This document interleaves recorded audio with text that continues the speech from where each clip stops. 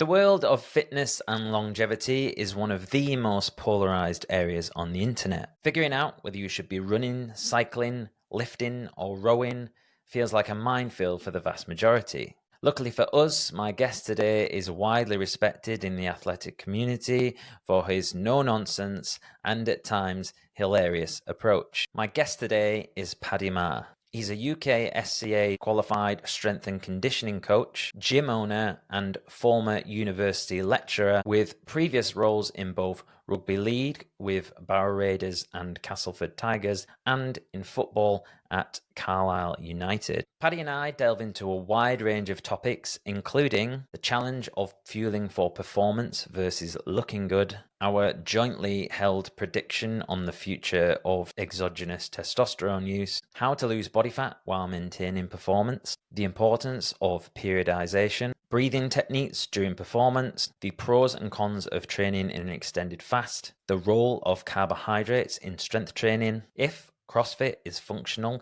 the definition of functional training, which station Paddy would change in High Rocks, if you need to do ab exercises to gain abs, and if any sport in which the lads take their tops off can be taken seriously. I hope you enjoy my conversation with Paddy Maher.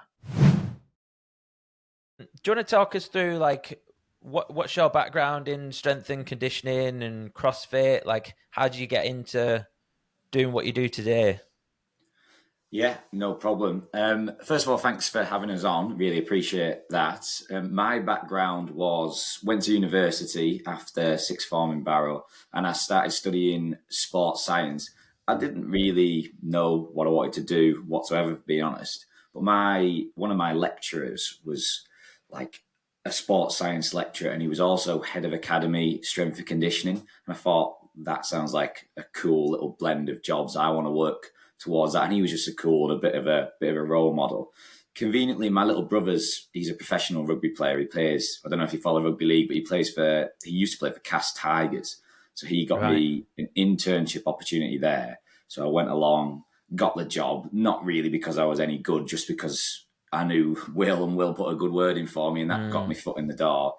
So then did my internship, learnt my trade there off a couple of really good strength and conditioning coaches. And then from there, just kind of finished my degree, started doing a master's degree, and then started working in strength and conditioning. I was mainly in sport, really. I worked for Barrow Footy and then up at Carlisle Utd. And then just over time, I was getting sick of traveling everywhere. So I went into lecturing. I was a lecturer in strength and conditioning at Minefield College. That was like a feeder college for UCLan. And then it was over lockdown, really. I started PTing alongside it. The job came up at Industry 13. I met with Liam Harrison and the rest of the lads, and they were like, come down. We think you'll be a good fit. So started working there. Decided to go full-time into PT because I couldn't do the teaching and the PT, though I was just like half-ass in both of them. So I went full-on into PT, doing the CrossFit stuff alongside it. Loads of different plans alongside the CrossFit, but it's a CrossFit strength and conditioning style gym. So a lot of that there. And then, doing that full-time now with face-to-face and online training, really. That's awesome. How long have you been doing CrossFit? Were you sort of doing that as you went along, or did you just do that when you joined industry? Well, I feel like I've been one of those like OG CrossFit followers from like the early days of 2007, even though like my rugby lads always give me like shit for kind of like doing it, because CrossFit doesn't, you wouldn't really be promoting CrossFit to like a sports person really, just because of the higher injury risk, and a lot of it doesn't cross over, but I just love doing it. So like, even though I do it, I wouldn't be putting that into say like my rugby players, or parts of it maybe like the Olympic lifting and the conditioning at times. But yeah, I've been following it since like whenever it started in like 2008 and everything like that. But I never really did it. I just did the classic bodybuilding myself, did a powerlifting phase like every teenager does. And then it was only when I actually got to industry that I started to learn all the goofy swinging around movements like bar muscle-ups and stuff. So that was only like, I couldn't do them 2 or 3 years ago. I remember when I was at CSC, like self with Matty, and Matty was teaching me kind of like strict ring muscle-ups and stuff like that. And Not that I've ever got them, but he was trying to teach me them. So I started learning a little bit of the kind of the underpinning strict strength work there, and then that obviously helps when you come to actually doing the proper like kipping movements when you're actually doing workouts. Yeah, like having that underlying ability to do it without the momentum and whatnot. I didn't realize you'd trained with Matty. Yeah, when I was working with Barrow football. One of our players called Mo Fofana lived with the chairman's son. I think the chairman's son went there, so he was like, "Come down, do a class." So I went down, did a class, like got on with Matty like a house on fire and Vicky, and then just started training there a little bit myself, like assisting Matty with the classes. We would do Olympic lifting classes together, and then I ended up going full time with Carlisle, and I didn't have the time anymore, so I ended up like leaving there and not going there anymore. But yeah, that was kind of straight after uni days. I think fair to say around 2015, 16 maybe. Could be wrong there, but yeah, quite a while Probably ago when now. you first started out, because he's been there. Yeah. Oh, awesome. Where did you go to uni? So I did my bachelor's at Leeds Met, and then I did my master's down in St Mary's. That was like a distance learning one part time, so that took 3 years. You had the choice of doing it over 2, 3, 4, or 5 years. You can just do as much as you want, and I did 3 years, and you just went down in the summer for all your exams and your practical assessments, but the rest was all online, which is probably the way to go these days, because once you get out of university, you're kind of into the working world. But it was tough trying to balance doing the online strength and conditioning degree whilst full-time working. You don't quite give it the same commitment as you do when you're full-time. But yeah, it was a great degree, and I learned a heck of a lot from it. And the people there were very, very good. So I definitely took a lot into my job now. Yeah, I think there's if you're into like the rugby scene, it seems like a lot of people go down to Leeds. Like there seems to be quite a scene down there. Like I don't know, I don't really follow rugby league. Like I've got a lot of mates obviously that play it and stuff, but I was never really into sport when I was younger. Like I was it was music for me. Like so no, like when you're at school, you've usually got like the creative types, musicians, and then you've got the so I sort of I come to like all this stuff like a lot of people do like later in life. But I think you find the flip side as well. Like some people who have been like doing football all life, and then they'll buy a guitar when they're like 30 or something, and then because I think people try and fill in where they've missed out. Yeah, I definitely agree with that. We were at an RAF ball, weirdly, as you do on Friday, and there was a piano there, and my mate Dan was playing Timbaland Apologise on it, and it's the only song he knows, and he milks it to high heaven, but he was playing it on the piano, and he had about 20 people swarm round, and I was like, God, that is pretty cool, actually. So I might just do exactly what you say, go from the sport and pick up an instrument just to get a crowd at an RAF ball, which is a regular occurrence. An RAF ball, as in Royal Air Force, did you mean? Yeah, it was the greatest, one of my favourite ever nights. You paid £50. It was an unlimited, not that I'm a big drinker, but it was an unlimited bar. It had like a vodka luge. Yeah. It had food coming in every hour from across the world. And the best bit, it had a fare, and it was all free. So I was on unlimited Dodgems rides. I love the Dodgems. That's all I was going on about. So I got 4 goes on the Dodgems back to back at 1:45 in the morning. It was the best thing ever. So you need to get yourself a friend who's in the RAF. It's worth it. Yeah, clearly. No, that's cool. Yeah, I think having that ability to be able to play a song, it's a bit I find it a bit cringe, if I'm honest. I think you find it cringe if you're in it, if that makes sense. If you are a musician, whereas I'm always a little bit shyer on that sort of stuff. Someone say, "Oh, play us a song" or whatever, and you're kind of I think because it feels a bit it just feels a bit easy sometimes, if that makes sense. Yeah. I'm just playing to the crowd, but I hardly pick up my guitar anymore. That's sort of something that's always there in the back of my head, and I'm like, I should really do that. But I've got I've got quite an obsessive personality. Like I'm like all or nothing on one thing. Yeah. So if I'm in a band, I'm like, I want to be in the best band. I want to be rehearsing all the time. And then if I'm training, I'm like, yeah, I want to be training the best I can and stuff. So for me, actually, like that balance, that like moderation is something that I'm like always like walking between and trying to sort of balance. You seem like you've like from your content or whatever, you seem like pretty straight and down the middle with like having a relaxed approach to that sort of thing. What do you think?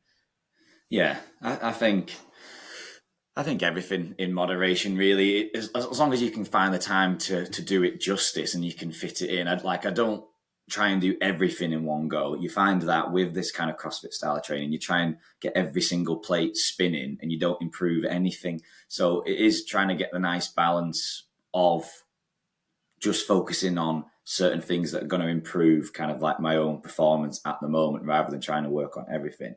But then on the side, I do like to get the balance of like making sure that I've got enough time to spend with my family, with my partner and the dogs and stuff like that. And that's something I've been really bad at since transitioning from teaching to into full-time work. And that's what, if any, there's quite a few in the area who are kind of going into this like full-time training at the moment. It's like I'm always trying to help, well, not always trying to, but if they ask me, I'll say just make sure that you get your balance right, because you end up with just working 80, 90 hours a week and you've got no time for anybody else, and it puts strain on other people, like significant others in your life. So you do definitely have to have that right balance, which I've got more so now, and I'm working hard to make sure I've got it better. But initially I was way too many hours, didn't have that balance at all, and couldn't even think about playing an instrument. Whereas now I feel like I could be in a place where now you've just said that, I could be in a place where I could, in an evening, because I've got evenings back now, I could actually do that a couple of times a week, which is where I want to be. That sounds like a nice spot to be in. Yeah, I think it's all like periodization, isn't it? Like I was talking to, do you know Geordie Hammond? Yes. Yeah, I was talking to him this week, and obviously he's like making a push with his S&C journey and that, Yes. and I seen him, in early in the mornings and then doing the late nights, and then he's got his job or whatever. And I was like, "You must be knackered, mate." And he's like, "Yeah, I'm loving it." But I was like, "Yeah, just periodize it." And I think, yeah, like it's not going to be forever, is it? No. That was one of the things I wanted to ask you about. Like, do you think that we should be periodizing like things like, should we have a hypertrophy phase? Should we have fill in the blank phase? How do you go about like looking at a year for the different athletes and regular people that you train? Yeah, it depends on what the sport is, really. If you're most sports will have kind of like an off season, and you would do like general strength training there. You'd look to improve. It might be muscle mass, it might be a hypertrophy phase, or we call it sometimes anatomical adaptation, where we're just trying to improve our anatomy in some regards. So it might be single leg training in that phase to correct any imbalances, or it might just be general trying to improve work capacity and build a big old base. But at the same time, I'm a big stresser. If there's something important to that sport, you should be doing it all year round. So most sports require speed, like you actually are quick. Like I went to play football for the first time last week, and I felt like my legs weren't working when I was trying to sprint. Like I'm fit-ish running wise, but sprinting I hadn't done. So sprinting, you normally say that's specific prep, but that for me should be done all year round. But yeah, you would generally go from like a general prep phase into this specific prep phase where your demands of your training start to look more like sport. You might move into like a basic strength phase, introduce some like low level power exercises, and then you would move along the continuum to just before the season starts and do a competition phase, which is very sport specific related stuff like your power work, your loaded jumps, med ball work, plyometrics, sprinting. You would be doing loads of, if it's football or rugby, small-sided games, and you wouldn't really be doing much unstructured running. That would be more in the first phase. And then for sports like football, you peak every single week. You peak every Saturday, every Tuesday. So it's like a mini periodization going on at the same time. You have to allow them to recover, put some work into them, and then taper off. Whereas if it's like an Olympic sport every 4 years, you've got like 3 solid years of building with like little events as you go. And then you've got to have that 2 to 3 week taper going in to it. Similar with like a marathon, you build them up in terms of volume, build up big old base, drip feeding intensity as you go, and then you bring that volume down as you go into the comp, keeping that intensity high, and then they should feel fresh for the race. So yeah, all sports should undergo some level of periodization. It would just differ in terms of if it was an individual sport or when your kind of event is really, but it's the same rules of going from like general exercises on one end to specific on the other.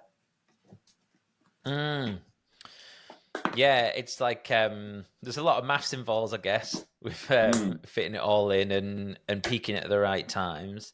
Like, Yes. it just occurred to me when you were talking about like the differences with like a 4-year Olympic plan versus like a week-long one for football. Where do you think, like, what about like health and longevity, and like in terms of sports, like which would be like the best for you? Do you know what I mean? Like, would it be better to be doing the Olympic stuff because it's kind of like a little bit slower build up, or is it better to be kind of like more frequent doing something like football, or is it somewhere in the middle?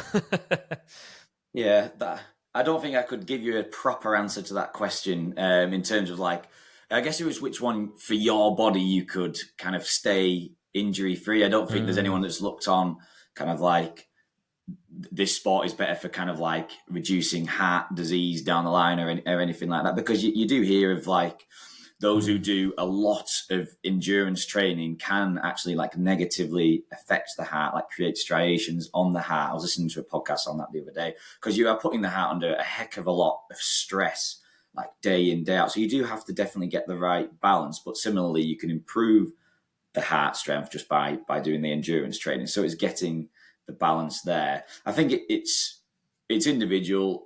Some sports are going to have more of an injury risk than others. And you have to just see what works for your body. But I don't know which one would be better long term. I always say with exercise, do the one that you enjoy the most and you can stick to. Most people try and do something and then they fall out of love with it and stop doing it. But exercise in any shape or form has so many benefits from a health perspective. I would just be, when I work with a client, I'm always like, what sports are you doing at the moment? What do you like doing? And they're like, well, I've seen you run, so I need to run. I'm like, you don't need to run. Do whatever you want. You can, if you don't want to run, don't run. Like, cycling is probably better for you than running from an impact perspective. It doesn't mean that you're going to get bad knees from running, because the research shows that those who run generally have like thicker, stronger cartilage, ligaments, etc. But if you take it too far, you can create issues like tendinopathies and stuff like that. So what I did notice though, like if I had to choose a sport though you should do probably forever, it must be cycling. The amount of people who were like mid-60s, 70s on the Fred Whitten who beat me was ridiculous. I was like, what is going on here? I think it's just one of them sports you can just do forever. Just keep going. I feel like everybody should have a bike. Like there's no impacts. Like it's great for training the heart. You can keep it low intensity. You can get out and see the world. I think cycling would be one I would choose that everyone had to do to help with longevity. Yeah, my dad's been a little bit into cycling like the past few years. Not so much the last couple of years, but he did get into it like in his late 50s or whatever. And he was absolutely smashing it, like you say, doing the Fred and that. Yeah, nice. But I think so many in that generation though, like they're not doing the strength training. Yeah. Which is the other side to this, isn't it? Like, how do you feel about so let's hover on that, like older athletes, and you know, how can they incorporate like an effective like split of that sort of stuff, and can we build muscle mass into our senior years, etc.? Yeah, good question. I like it. Yeah, so I remember teaching a lecture on that called The Aging Athlete. And yeah, you obviously do get a reduction in strength, power, muscle mass as you age, but that can be attenuated by resistance training. So it is important for I were like, well, for everybody should be resistance training in some shape or form. And you just need to go, if you were an elderly person listening, wanting to get into this, you need to go see a professional. It's worth investing your time. They need to look at you and pick the right start point based off what you've done, your mobility restrictions, if you've got any injuries or anything like that. And they will work with you, even if it's just like seated chair squats or something like that, sit to stand, and then work towards full range of motion squatting if that was appropriate for you. It's just, there isn't really a set, do this plan. You'd have to work with an individual and see where you are and build on it. But yeah, it's important to make sure you keep that strength. There's studies out there in terms of like pelvis fractures. If you do strength training, you reduce your risk of a pelvis fracture when you fall. You can mitigate that, and that is so important. So yeah, I've got my granddad's like doing like banded stuff here, like banded stuff on the door when he had his shoulder pain. I remember he did like 2 sets. He was like, yeah, the pain's gone. I was like, it hasn't gone, but like it's working towards it. Like you've just got some blood flow to that area. But yeah, it's important for the elderly to be doing strength training, definitely. But the hardship is like taking that initial plunge. Just how the heck would you know where to start? So it's making sure that PTs, strength conditioning coaches, have upskilled themselves to know how to regress an exercise and work with that individual as they go. But you see it on quite a lot of CrossFit videos at the moment. You kind of got like that elderly generation going in and doing the erg stuff and doing the movements. And I know there's a couple of PTs in industry, they do classes for the elderly out of other gyms. And we were talking about getting a class in it. We're getting a mezzanine floor in, so it's a bit quieter and a bit more secluded. So then we could have classes up there dedicated to that kind of thing and helping out the community where we can.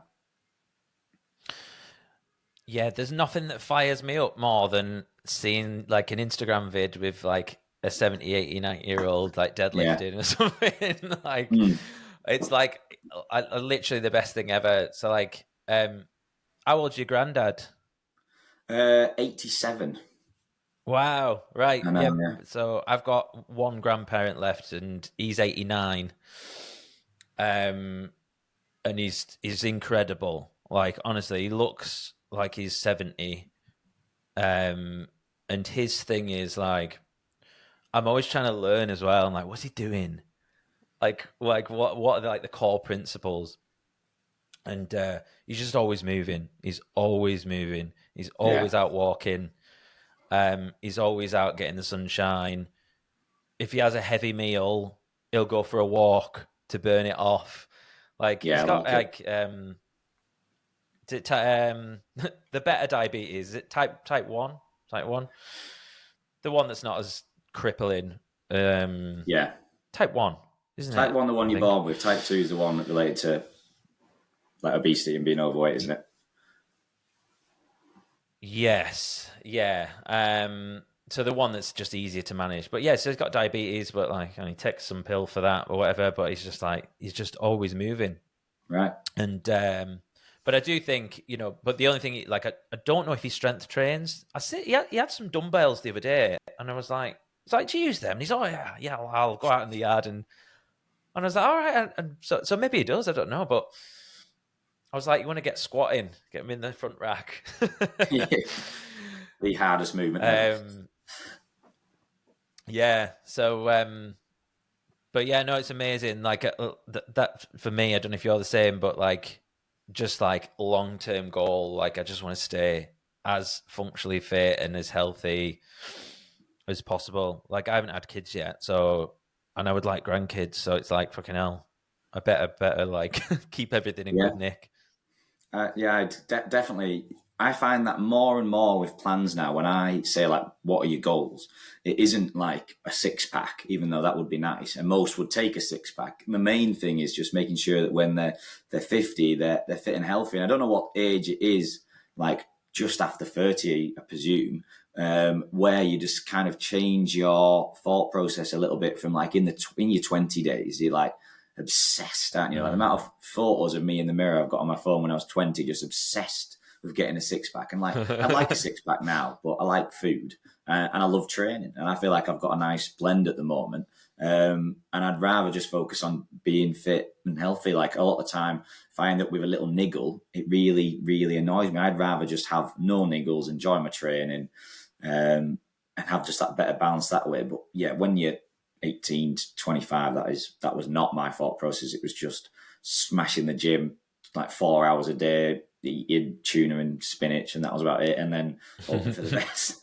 But yeah, you just mindset changes, doesn't it? When you get over whatever age it is, 30 odd or something like that. That certainly has for me. Yeah, definitely. I mean, I must admit though, like you're always kind of like fighting that like instinct to be like looking in the mirror or whatever, and like that vanity side. So like, yeah, the main goal is kind of like longevity and stuff, and then but you can, yeah, it's definitely something that I can struggle with it sometimes. I'm kind of like, oh yeah, no, I should really start cutting back or whatever. I need to reduce my tummy and that, and that was one of the subjects I wanted to talk to you about, is like fueling for performance versus looks. And I'll tell you why I was thinking about this. So District L was quite recently, wasn't it? Yeah. And for those who are listening, it's like beautiful kind of hybrid-y sort of CrossFit event in the Lake District. Beautiful weather.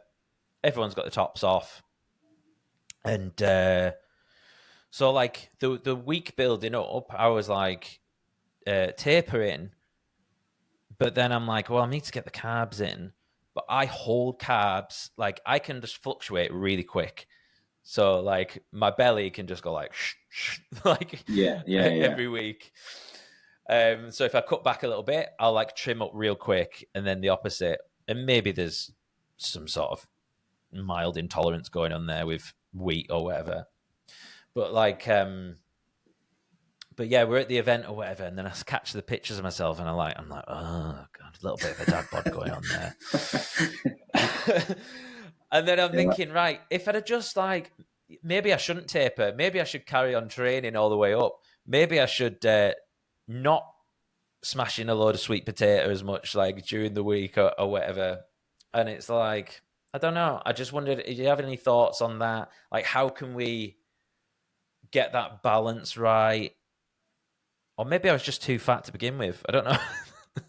I think with that one, it probably sounds like you've left it to the last week. Like you're not going to be able to like drastically improve your physique in 1 week, and it's just kind of like it's probably just a more of a plan for that year going into it. What I would say there is like if it would probably be more beneficial to go for performance in that stage rather than cutting out drastically on carbohydrates, especially when you've got a 2-day high intensity comp, like fell runs, weightlifting, all sorts going on. And like carbohydrate, hydrate, water, you've just stored more water. So you got that bloating effect there, haven't you? Going into the race, but at least you were fueled for it. I would probably be looking at stages, if you did want to lower body fat, I would be looking at stages away from the comp where your training's not quite as intense and you can go into that little bit of a cut there when your energy demands aren't as high. But like when you're in that last month and you might be training twice a day, you've got to be fueling for every single training session, and you won't lose body fat unless you're in a deficit. And if you're in a deficit, you might not be hitting your fueling demand. You need to make sure you're hitting your carbohydrates around training. The only thing you maybe could do there, often what I say to people is if you are in a deficit, you need to make sure you're timing your carbohydrates around training. So if you were training at lunchtime, maybe you're having your carbs for breakfast and then just after your lunchtime training session, but you don't have any at tea to save yourself, and you could still be in a weekly deficit, but still fueling for those training sessions. You're still getting the energy demands there. That might work. But I think it's more just long-term planning more effectively. So then you go towards those intense stages with a physique you're comfy with, and then you can make sure that you're timing your carbs around training, you're getting enough protein in to help support recovery, getting good unsaturated fats in to help with energy for your low intensity days, for transporting vitamins.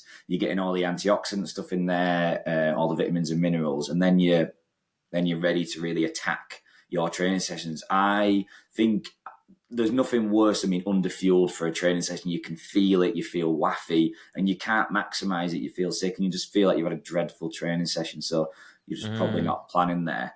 And then in District L is a funny one. Like I don't want to call people out, but a lot of people came up to me and were like, they must be on some kind of performance enhancing.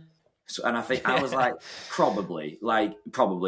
It seems very easy to get hold of. If you actually do ask a lot of people, they're very, very open and honest of like, yeah, when I was this age, I took it. So if you probably went and asked them, a lot of times you look at your physique and you're like, why don't I look like that? I've done resistance training for 12 years now. But if you're 100% natural and you're going against somebody like that, I remember that I follow that Jeff Nippard. I like his stuff, and he did one. It was like testosterone level. I mean, he's good. He's like a science-based YouTuber or whatever, but he always puts research articles, and it was like Jeff. What was it? Jeff Nippard. His was. I think he's Jeff American. Nippard.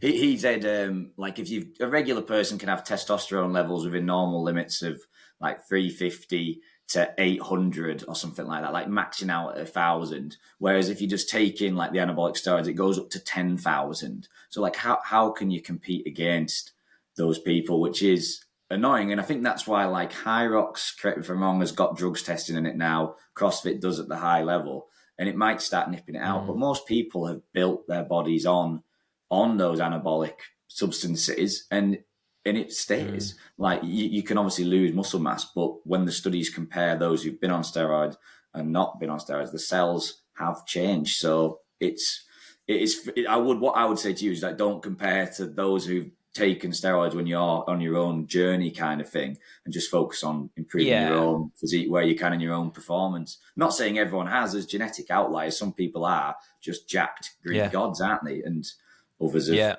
taken a supplement. It's fair enough. Do it. Like if you want to do it, you do it. But it's annoying when you're in the same category, isn't it? I think, a few things I was thinking there, and it's interesting, isn't it? And this is something that I don't think a lot of people would admit or know. And it's on like the testosterone point or anabolics in general. I don't really know any other names for them.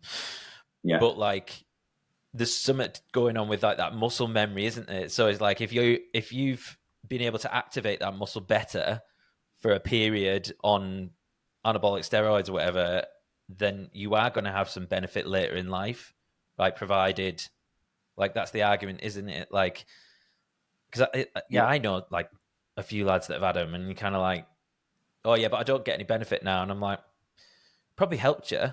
Like, no, it does. There's a study. I'll dig it out and I'll send it to you to put it in the notes. I saw it on Twitter not too long ago, and it was just looking at the cellular structure of those who had been and haven't, and it was still there when they'd been off steroids. It had changed. I'll have to find it to go into more detail, but I remember reading it thinking, it does stay changed for long periods. So yeah, I take your point there. Yeah, definitely. I'll find that for the It's notes. Interesting, isn't it? I would imagine. I imagine though the feeling, and by the way, neither of us are recommending taking steroids, but I'd imagine the period straight after is horrendous because you're just like if you're used to having that. But yeah, there must be some long-term benefits there. Like I wonder.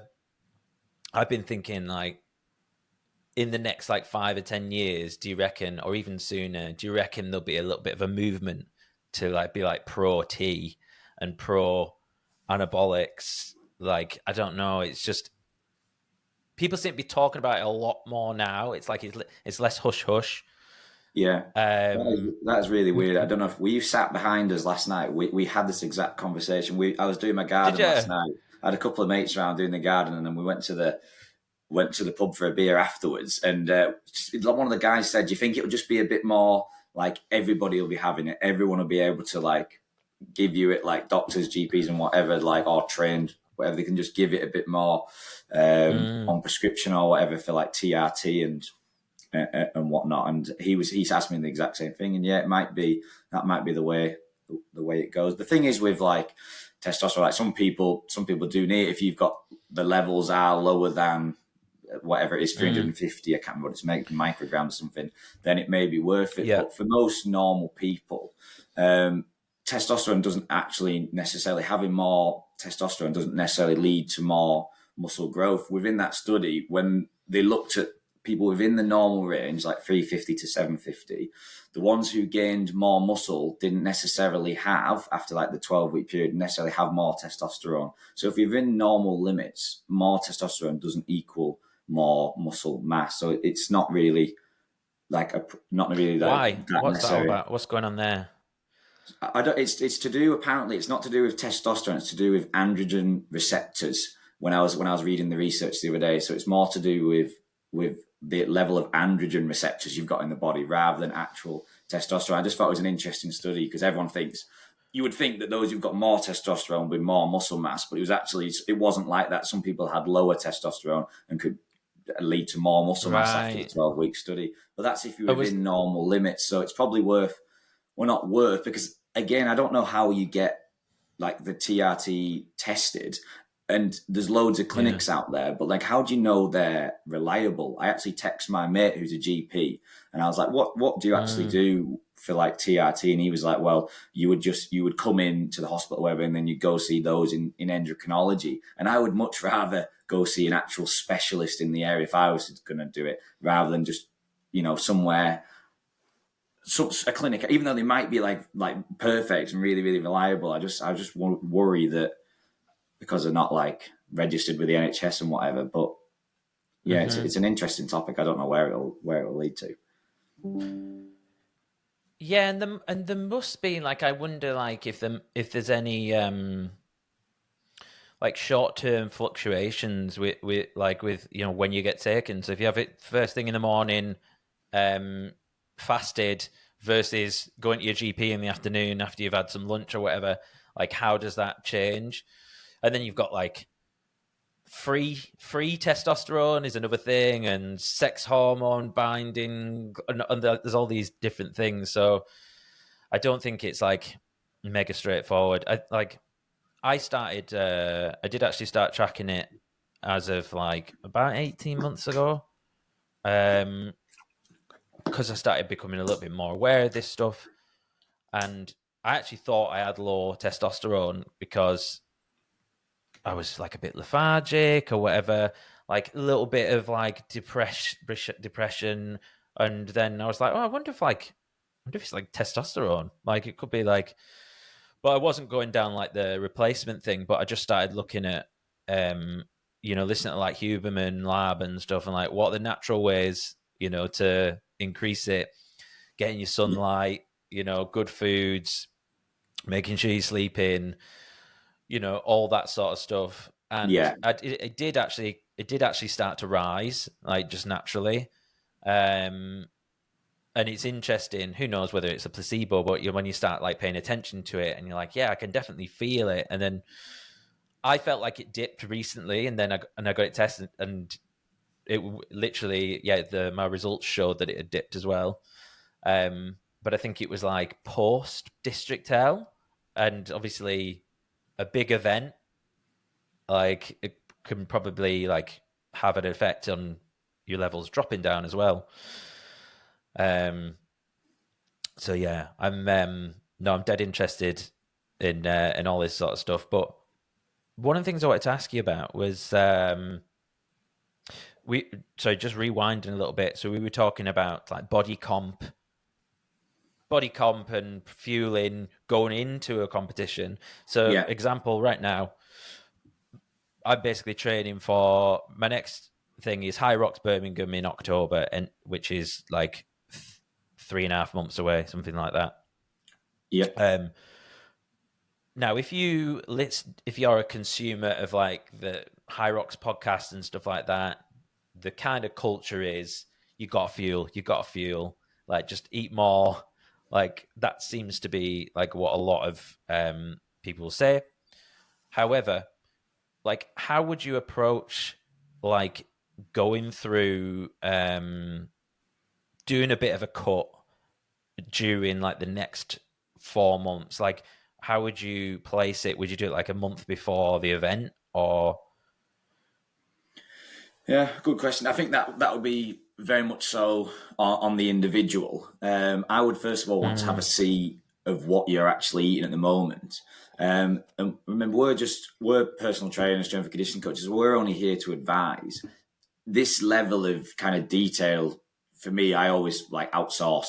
Like if they're wanting like really, really, then I would be looking at a registered dietitian. They're the specialists in there. I can only, like, I don't get me wrong, I flipping live and breathe this stuff, and I will read as much research as I can. But it's only advice. But I don't think I'd want to be cutting in that last month, because that's probably where my training is going to be at its most intense. Yeah. And I need to make sure that I'm properly fueled for that. I'd probably, if I wanted to get a little bit off, I'd probably try and do that as early as I could if I felt I needed it. But just make it just so it's a really slight deficit, so that you're only losing like minimal amounts, and you're only in a slight deficit, so you're still getting that calorie intake as you go. But I'd be wanting to see, like, have you got any deficiencies at the moment? So it might be a case of, because of the thermic effect of food, remember, you might just be not getting enough protein in, you might be not getting enough fiber in. So we could technically have more foods, and because they lose more calories during digestion than other nutrients, you could technically be having a little bit more. So I'd be looking to see, are you hitting your protein demands? Like, how heavy are you, Jason, in kilos? If you don't mind, I've already asked you. 83. So 83, so like 83 times by like 1.5, you're looking at like 125 grams. You could go up to like 150, 160, and you'd probably be maxing out your protein. But when you're in a deficit, the general advice these days is to go more than 2 grams per kilogram, because you're trying to maintain muscle mass. So if you were going to go into a slight cut, if you really wanted to lose a little bit of body fat, because no matter what, if people are saying to you, you have to be fueling, that is right. But similarly, you won't lose body fat unless you're in a deficit. So like, you can't argue against physics. So it depends on which one you kind of like you feel like you need at the moment. If your body fat was hindering you with your running, for example, then it may be worth losing it a little bit now while the training's not quite as intense. But yeah, I'd be getting that protein up as best I can towards 2 plus. So I don't want to lose any muscle mass in this stage. I'm trying to build strength. I'm trying to build my fitness.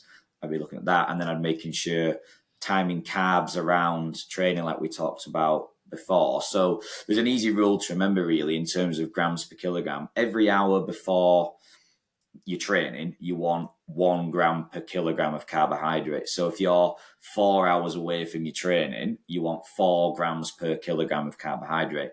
And as you get closer towards the event, you want more high GI, quick release stuff that doesn't have any, like, it has less fiber, so it has less chance of irritating your stomach and creating GI issues. And then you get that quick release of glucose.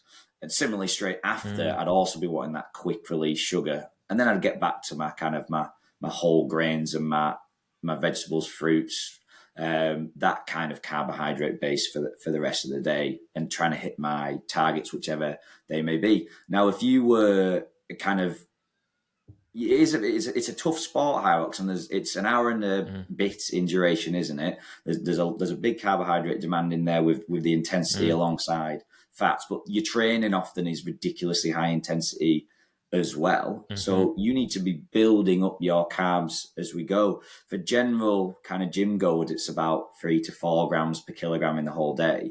But you could work on building that like 5 to 6 to 7 grams per kilogram as a High Rocks athlete. And that is quite a lot of carbohydrates per day. Like, you're 80 kilos, you'd be looking at 400 grams of carbs to best kind of help you train maximally as you went along. So I'd be like, some people are averse to tracking, and there is some people who shouldn't track, definitely, if you're at risk of an eating disorder, or you just hate it. I wouldn't be tracking, but I'd be looking at your diet now and just seeing how many carbs you get in a day, what are the different types of carbs you get in, what protein, what fats, and seeing if we can just kind of tweak them a little bit to help you with your performance. But to go back to your original question, if you did want to cut, I'd probably be getting that. I'd probably look to do that now, and then I can look to kind of maintain and then gradually up my fuelage as I go towards the event. And conveniently, the body goes with you. So if you up your calories slowly, I found that your metabolism goes with you quite nicely. I had a good example. One of my clients, he started at 2,200 calories, and he wanted to go into, he was more just bodybuilding style training, but he just added 50 calories a week. When his body fat measures, i.e. his stomach, went up a little bit, we just plateaued. And then when they didn't go up, we added 50 calories. And he went from 2,200 to about 3,200 calories in about 6 months.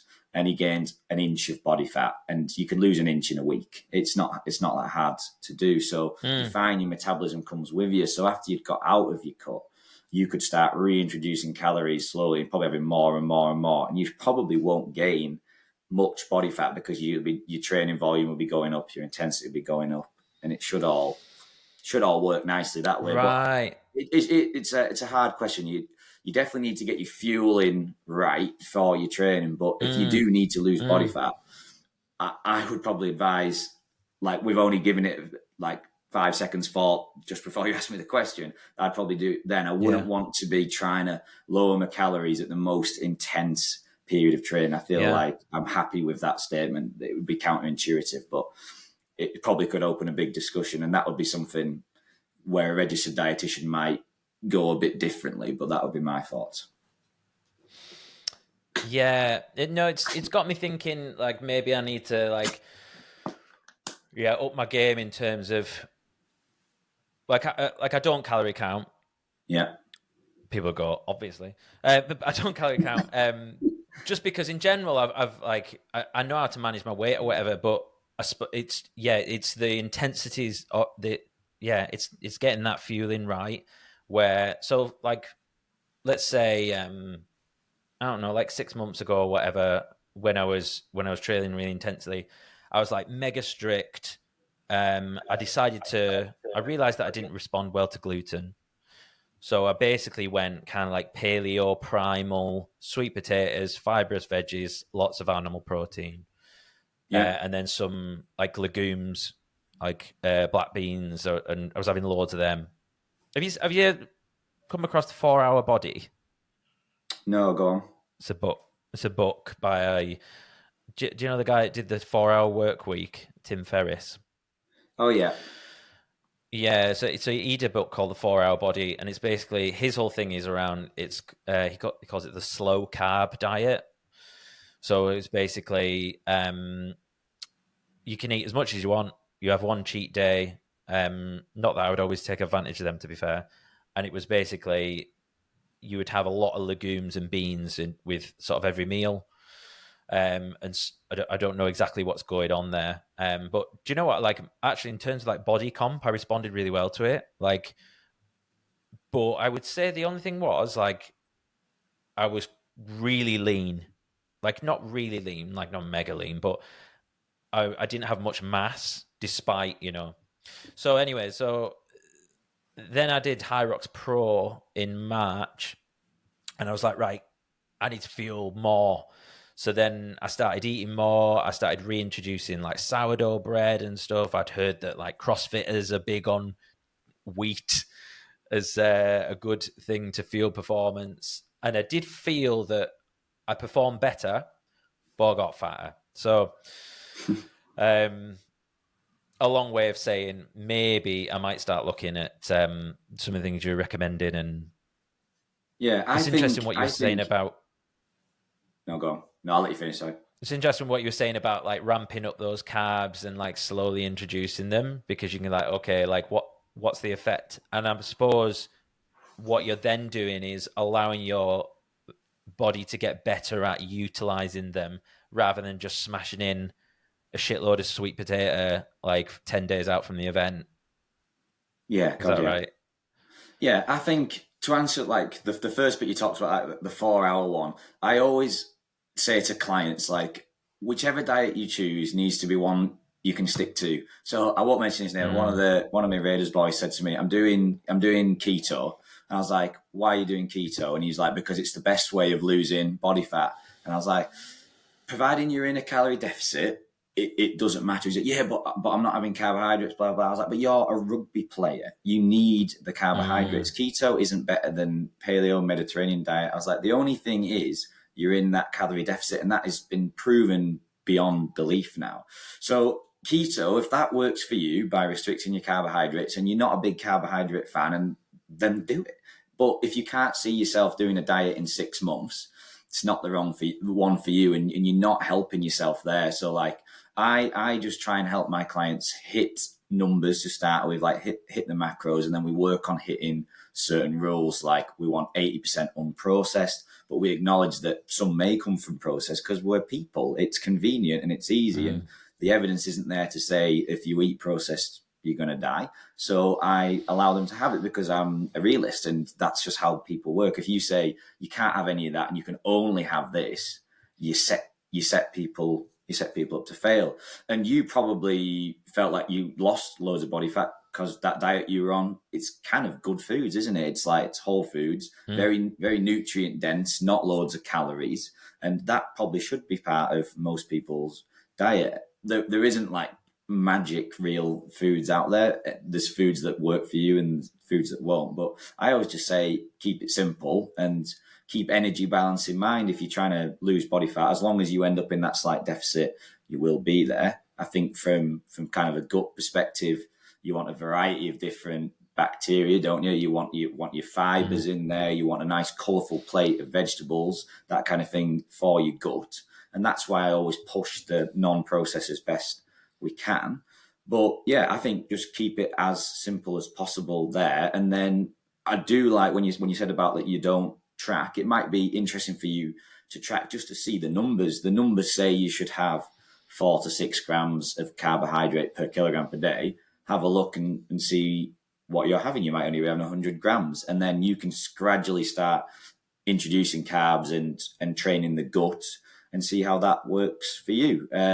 There is talk, like some people like the word like fat adapted, so they're a bit more fat based, but carbohydrates are that high intensity fuel. It's called respiratory exchange ratio, which is like your level of carbs and oxygen goes above 1. You are predominantly using carbs as a fuel source, and Hyrox is intense. And some of your workouts that Matt is giving you are probably short, fat. Actually, I saw one on your page the other day, like a 5-6 minute. It's short. It's not utilizing fat really, so it's utilizing carbs as a fuel source. I saw you say I hate you or something like that. I get a lot of those comments.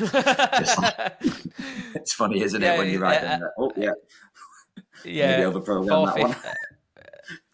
Yeah, 4 minutes 50, you bastard. That's what I said. Yeah, that was it. I saw that. It made me chuckle because I get them ones all the time. I'm just like, yeah, my bad.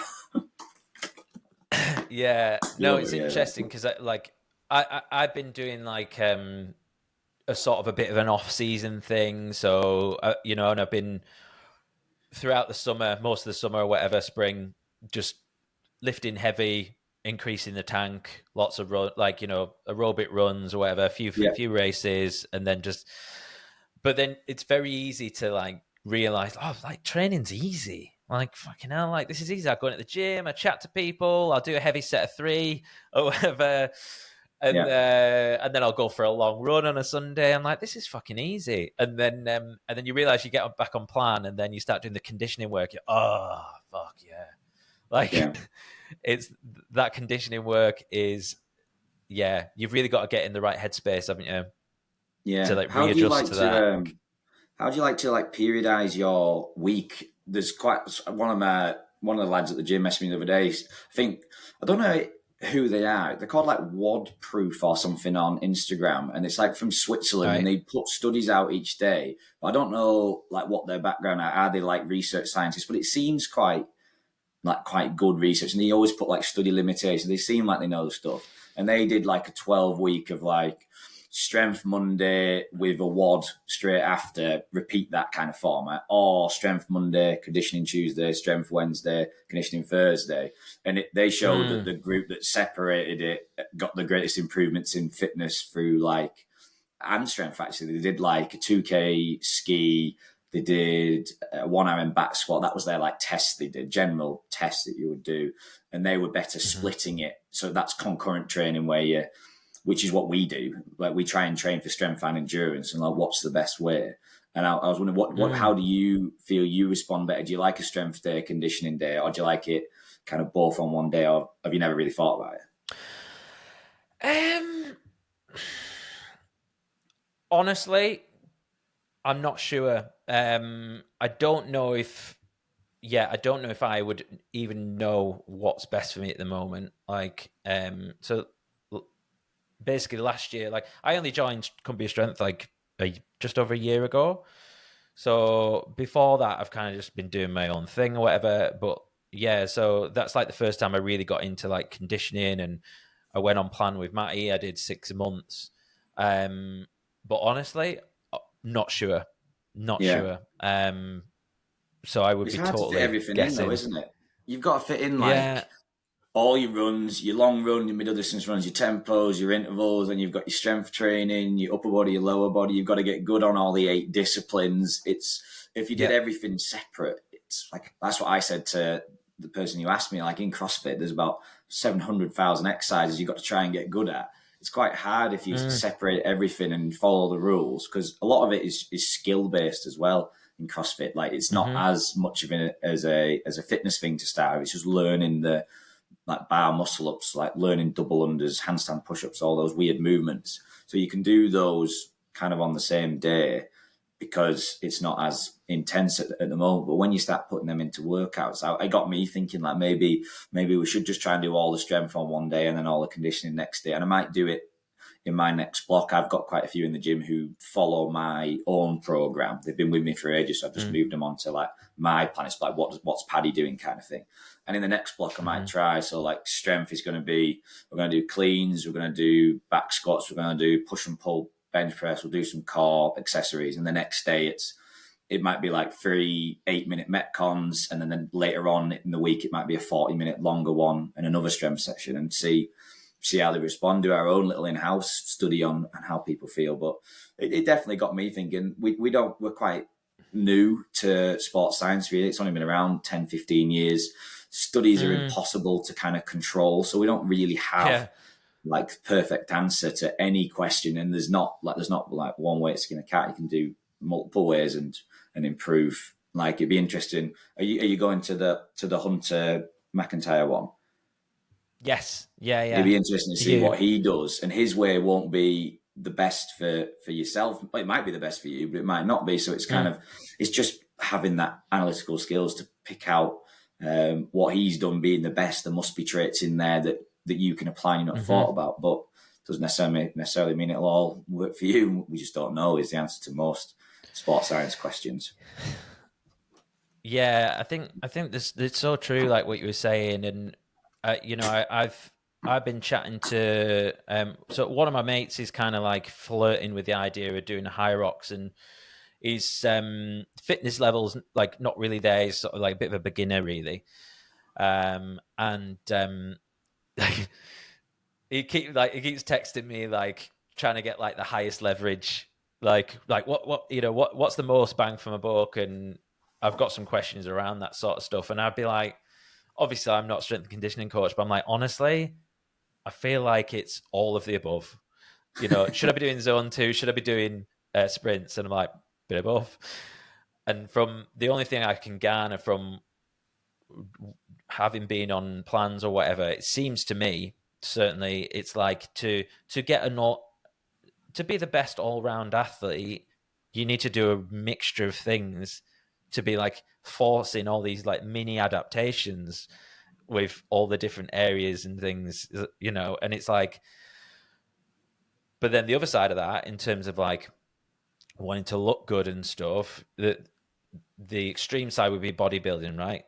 And where you like isolate one particular muscle group, and then you're going to work on like, your arms or whatever. And I think sometimes, like there's so much stuff about bodybuilding out there, isn't there? The majority of the stuff on, I think it's kind of like phasing out now, isn't it? But the majority of like the stuff that was on the internet like 10 years ago or whatever is all about body part splits and stuff. And I do think people find it hard to, and they want like right, how many sets do I need to be doing? How many sets per muscle group and all this? Yeah. And I feel like the answer is you just need to be doing a bit of a mix of everything. But if you're wanting to see visible progress, you probably do need to see some condensed stuff. So that's not really a question that I've just kind of like blabbed at you. No, I know what you're saying. Like, I think I think from that, it would be the person who messaged you. It would depend what their goals are. So if they were just wanting to look as good as they can, then I would go purely bodybuilding. I feel bodybuilding is still the best way to look as good as you can. It makes sense. And like you said about body part splits and stuff, it used to be chest Mondays, didn't it? Tuesday back, whatever. But the studies show now, the best person, if you're interested in this, is called Brad Schonfeld. His research group are the leaders in hypertrophy. And they've assessed all this now. That's all they do. And they pump out journal after journal. But you want to hit the muscle 2 to 3 times a week. So if you want to improve your chest, you've got to hit it 2 to 3 times a week. And it wants to be about 10 to 20 sets over that week. If you were just starting out for your mate, I'd say try and hit that chest muscle group twice a week and get 10 sets. So it could be like 3 sets of flat bench, 3 sets of flies, 4 sets of barbell bench, some press up, whatever, and you would do that. You also, people used to say 3 sets of 8 is hypertrophy, 3 sets of 5 is strength. The strength rules haven't changed. If you want to get strong, you got to lift heavy, 1 to 5 reps. But hypertrophy now, it isn't 8 to 12. It can be 8 to 12, but it can also be 6. It can be 15. It can be 20. It can be 30. It doesn't matter on the rep scheme. It's more about how close to failure you get. So if you're going really, really light, like sets of 30, it's more important that you get close to failure. Because essentially, when you're doing the lighter rep stuff, you're using those smaller type 1 muscle fibers, and you're trying to fatigue them. When they're fatigued, we bring in the big boys, the type 2, and that's what leads to muscle growth. You can do the same thing with sets of 15. You just got to get close enough to failure. They call it 1 to 4 reps in reserve now is important.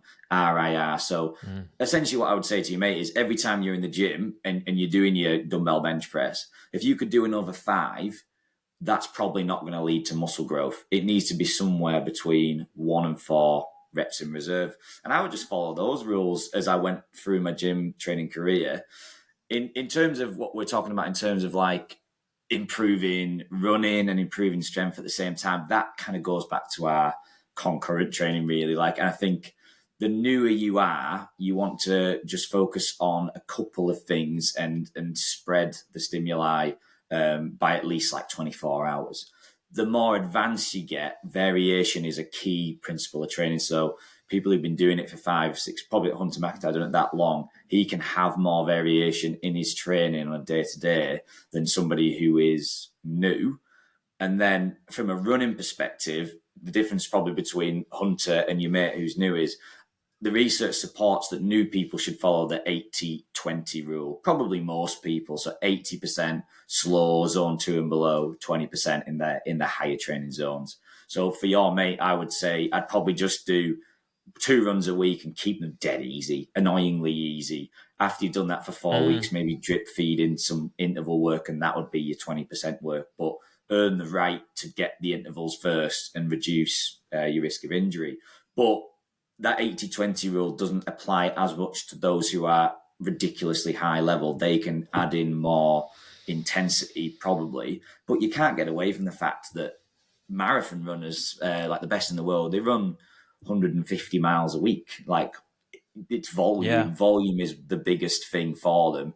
And then obviously having that intensity in there is important, but you can't get away from volume. That's obviously a marathon, which is a lot longer than a high rocks. But I think building a big old base for any new person is going to be more beneficial for them than, intervals quicker than race pace, that kind of thing. Just you're on your feet for 75 odd minutes, aren't you? You've got to have that ability to recover when you get off the burpee broad jumps to get back into the run. There's no point having 3-minute 30Ks if your legs are falling off and you don't have that ability to recover. So I'd be looking at that way. And then finally, I'd think about, is it a high rock solo or is it in pairs?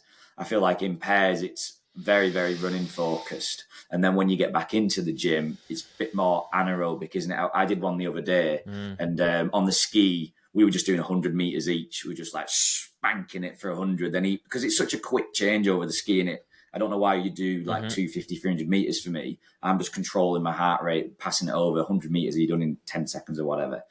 Whereas on the rower, there's no point changing as much because it takes about 5 hours to get onto the rower. So you just got to change your tactics there, and you might have a bit more anaerobic working. But for the solo, it's a big old aerobic workout. It's a completely different stimulus, isn't it? You can't go the speed you can in a pairs ski. It's so different, and it's a tough old workout, isn't it? To best train for that, you're a long time on your feet. An 8K, it's unfathomable, that, isn't it? 10 years ago, like an 8K at the pace they run, 330 kilometers or whatever, with all that stuff in between. It's mental where they're taking like human fitness, isn't it?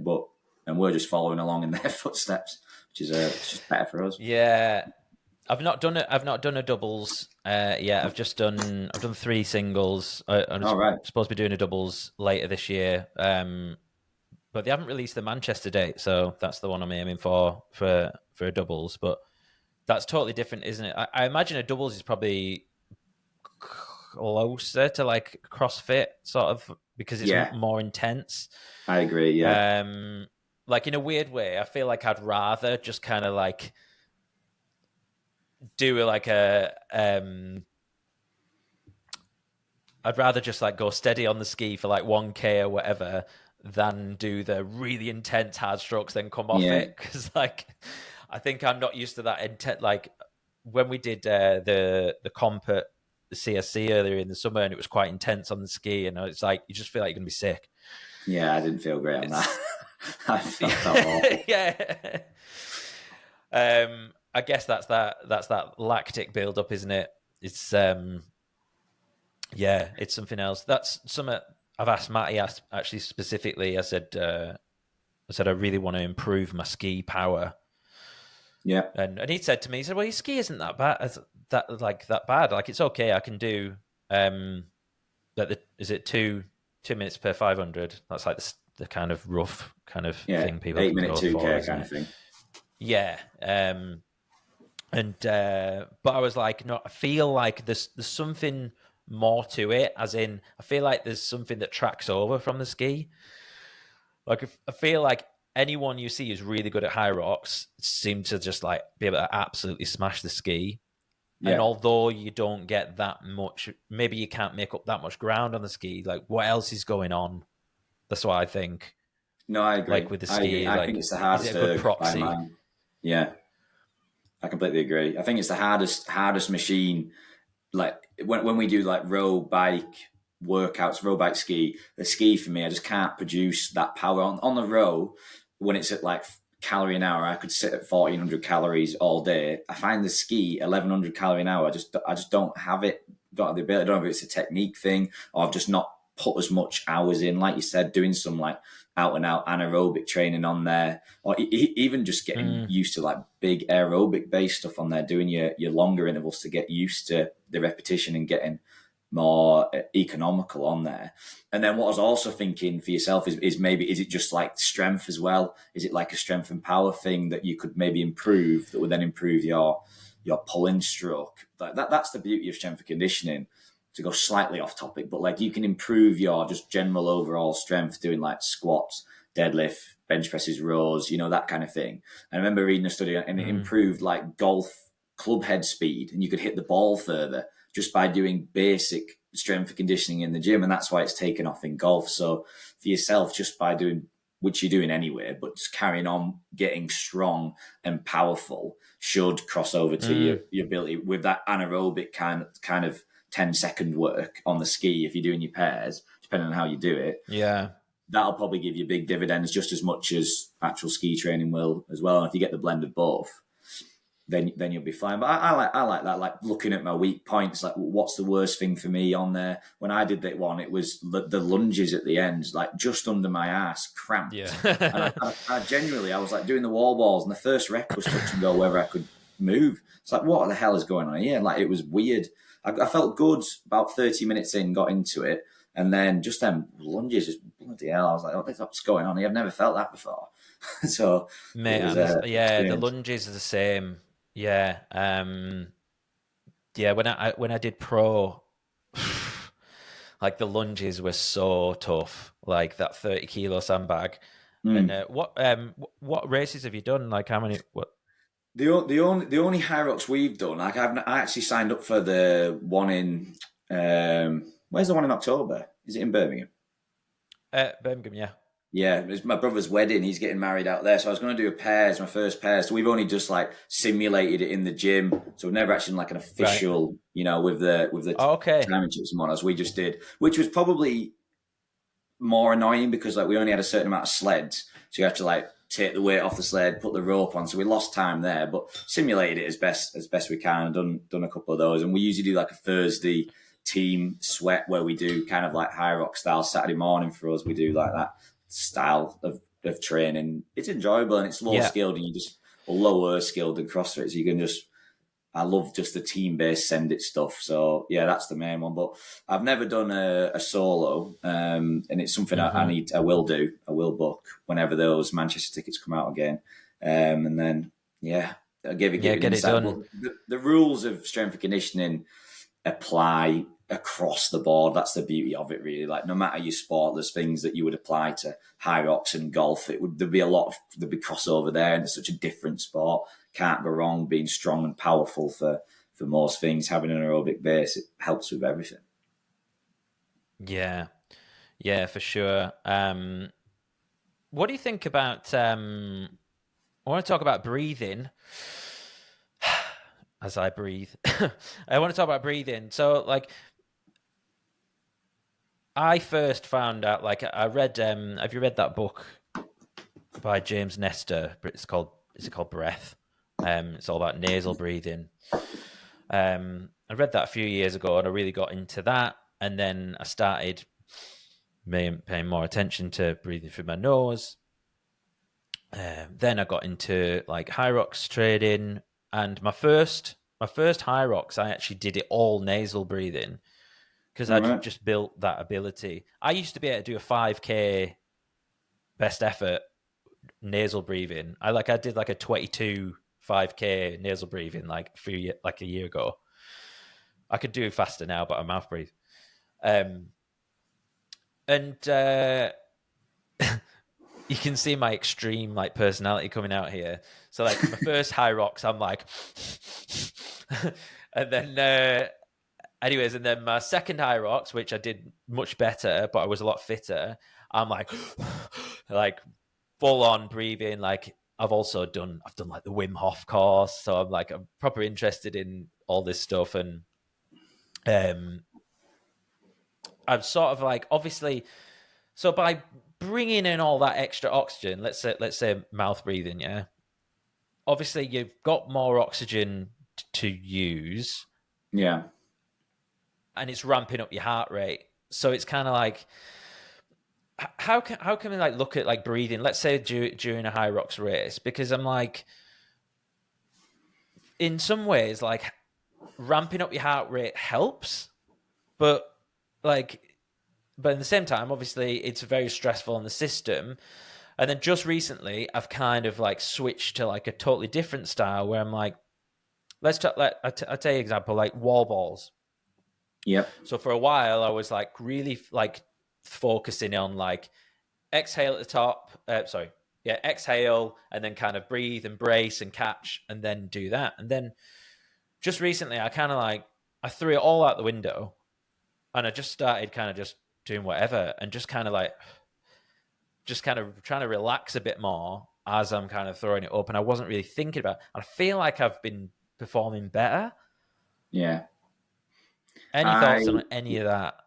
I do have thoughts on it. Definitely not an expert on it. I always think there's a lot of just things where they're just it's being overcomplicated. I like to just what feels natural is probably the way to go. And I feel like you keep sitting in on my conversations, but like we had this conversation around with my friendship group, clearly all weirdos, but we were talking about this the other day, and I was just like, but there's no evidence. Where's the evidence to support this? I was like, so I was with me and my mates were on Google Scholar, a wild Thursday night, going through the research, and it all ends with like more research needed. Like there doesn't seem to be any improvements in the performance metrics that they were measuring.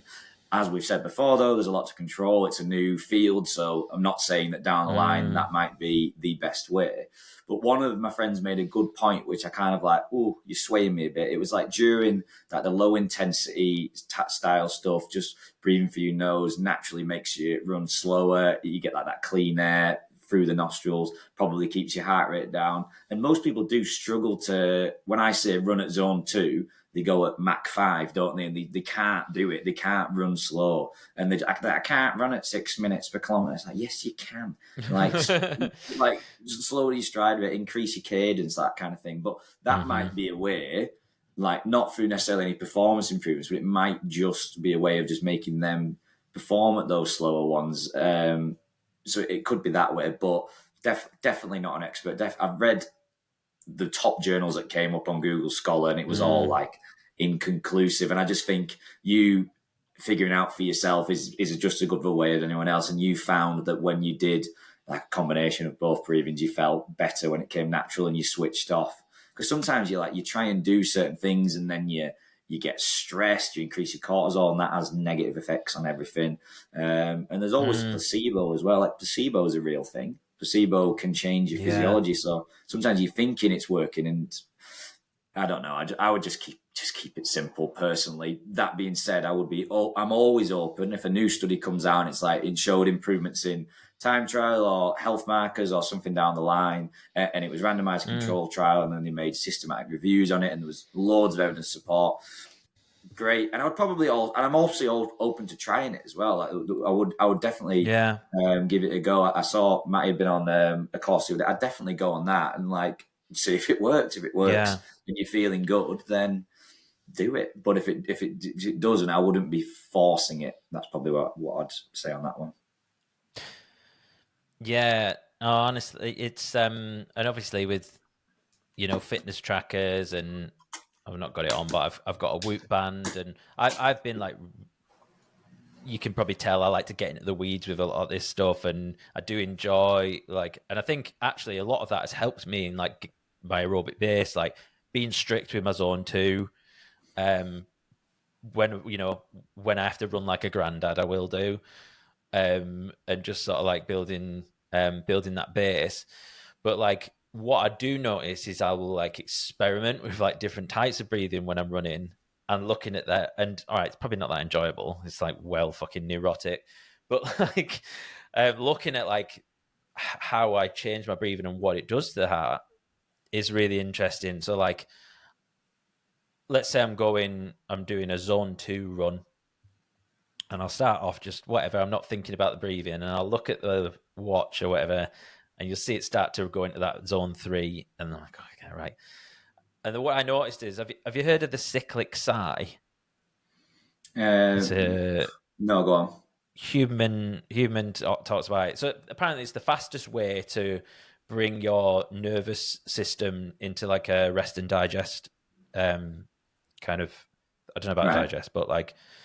So basically, what you do is you do like a long inhale through your nose, like, and then you like top it up as much as you can, and then you go, and then you do one more, and then exhale to lungs empty. And actually, if you're like feeling a little bit anxious or whatever, that's quite a nice way to kind of like, And so what I started doing is, if I noticed like my heart rate ramping up, I'd try and while I was running, I'd try and kind of do that. Like just like these long inhales through the nose, and it feels horrendous. Like, because it's that carbon dioxide building up, I guess, is it?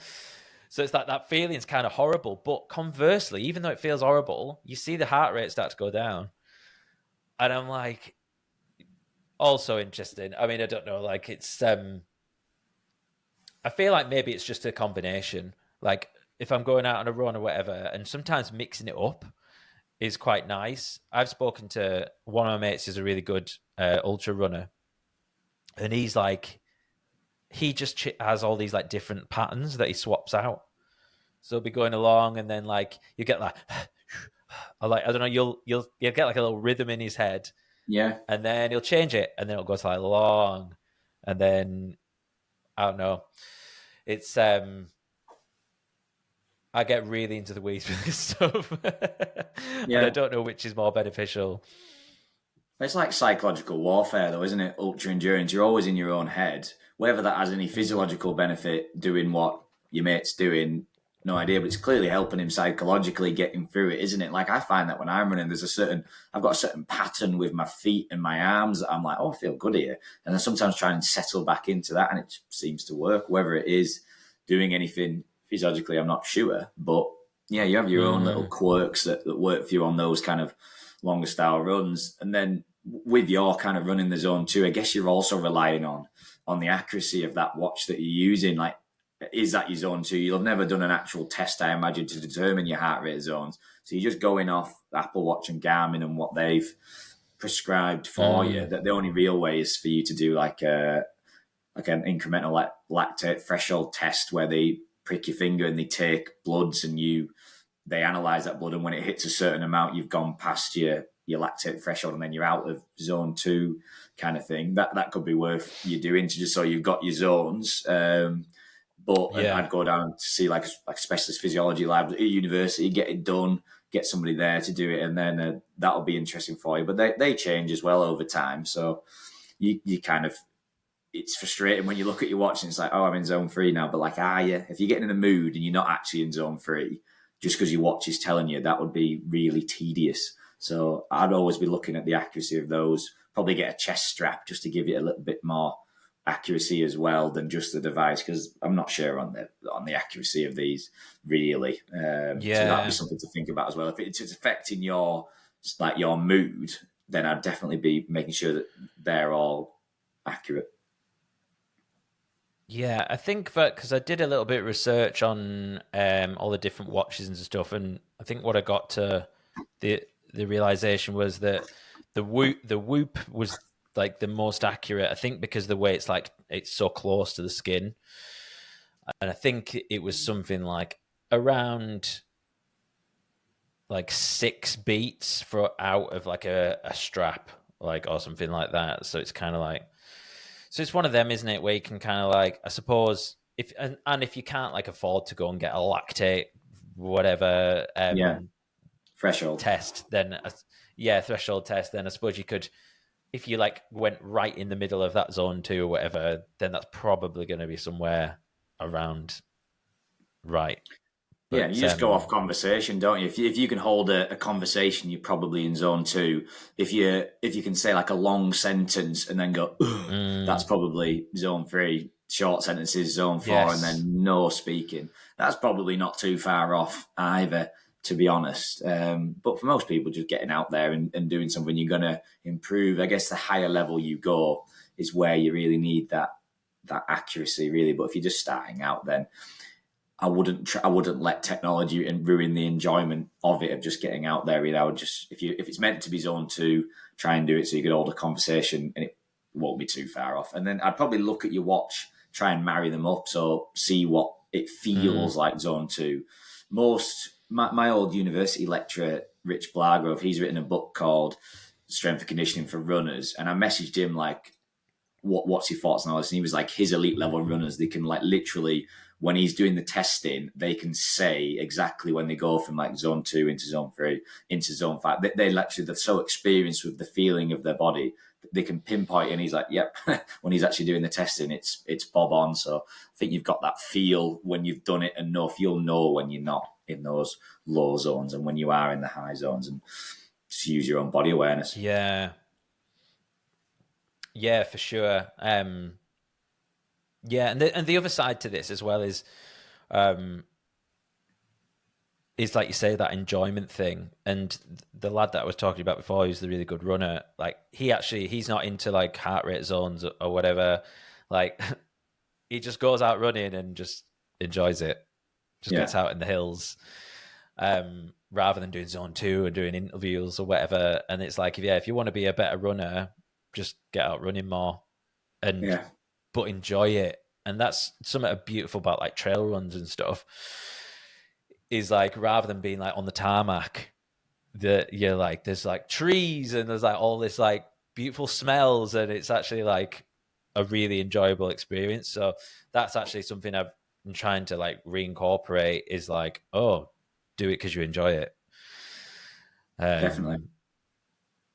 Yeah, for sure. What do you think about bit of a technical question, but what about like glycogen use in, let's say, strength training? Because we hear a lot about replenishing glycogen and like, you know, how much really after like, well, we could look at maybe a strength session versus like a more intense aerobic kind of session, and like how much should we be smashing back in afterwards? Do we need to be having like a load of glucose afterwards, or you know, as long as we have a big feed, is it going to be all right within like a few hours?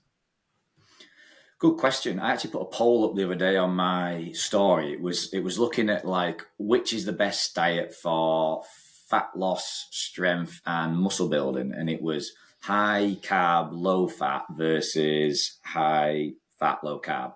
And Mm-hmm. as you can probably guess from what I've said before, both diets led to the same fat loss because they equated for calories and protein. So the calories were the exact same, protein the same, just one more carbs, one more fat, and they all came out in the wash. So from a fat loss perspective, they were both the same. What you could actually see was one group lost more weight, which was the lower carb group. Well, that's not necessarily fat. That's like what we said before. Carbohydrates store more water. So if you're lowering your carbs, you'll lose weight. So some people, you find that when they go on to plans, they lose like 5 kg in the first week because they've probably restricted their carb intake. So that drops down. But to answer your question, the group that improved the most strength and the most muscle mass was the high carbohydrate, low fat group. And then the authors hypothesized that too, the fact that they had more energy for the repeated nature of the high intensity strength training, but they also helped with recovery in terms of replenishing that glycogen store. Now, whether they didn't go into detail on like how quickly you should replenish that glycogen store, but I think if it's been like quite an intense training session, then I would look to get it in quicker than if it was a lower one. But I think the main point is though, if you're trying to build muscle, they showed that the higher carb group was better, that if you're doing like high, really intensive strength training sessions. So yeah, I think it's an important tool there in order to help with muscle mass and for strength, really, definitely. But more because it's fueling you for it to be able to sustain the work, and also that recovery aspect at the same time it is important, and especially for you adding in the conditioning elements as well, where you're really draining the tanks, because it doesn't last that long, your glycogen stores. There was an old advert for Lucozade where they ran on a treadmill for 90 minutes drinking water, and after the 90 minutes the guys who were on the Lucozade stayed on the treadmill. And I remember my lecturer was like, that's actually accurate. It's when you get to around that 75, 90-minute mark that you have kind of emptied your glycogen stores. So then you do really need to start replenishing them really as quick as you can. Hence why ultra endurance runners need to be taking 60 to 90 grams of carbs per hour. We need to do it just to replenish to then go again the next day. Does that make sense? Yeah, no, for sure. Yeah, it's like how close? When's your next training session? And I Yeah. suppose if you were like, you know, trying to watch your weight or whatever, but like you were training on Friday and your next session isn't until Monday, maybe it's not as important to smash in a load of glucose straight after. Would that be fair? Yeah, I guess, yeah, I think that would make sense. I think in terms of like, you would just be looking at your overall intake there. If you've got nothing to kind of replenish for your high intensity activities upcoming, then yeah, that would make sense to me. Yeah, because it's not like you've got no energy source. You'd just be using fat because you use fat in the low intensity activities. So if you were literally just walking the dog, sitting at home watching telly, you don't need that carbohydrate in there. So yeah, that would be, and you would probably then just gradually top those up through ingestion of your regular carbohydrates as you went through the rest of the few days. So yeah, that makes sense to me. Yeah. What about like carbohydrates and strength training? Like, is it a bit of a myth that we need carbs for a strength session, as in like a low heart rate, lots of rest, pure strength sort of session. Yeah, I know what you mean there, because the duration of the actual set isn't that long, is it? So it's not going to be like requiring that carbohydrate as much. But I guess it depends on what you're doing during those initial like 3 to 10 seconds. You're generally using like creatine phosphate in the muscle. But if your set's lasting longer than that, and because of the repeated duration of it, where you probably haven't been able to replenish all your creatine phosphate from that ATP system, you would then be using carbohydrates. So I think carbohydrates are still going to be the next kind of substrate that you're using in that gym session. So I think it would make sense to use carbohydrates, to best support that kind of training session, even because it probably still wouldn't be that low intensity. It would still have those moments of like repeated muscle contractions over and over throughout that session, where it needs to recover its like fuel currency, which is ATP. So then, I still think you would have a better session with carbohydrates, to get back to your original question, than without them. Definitely. I'll tell you a bit of context as well around this in terms of so I've spoken about this on the podcast before, but one of the things on a Friday's my podcast day.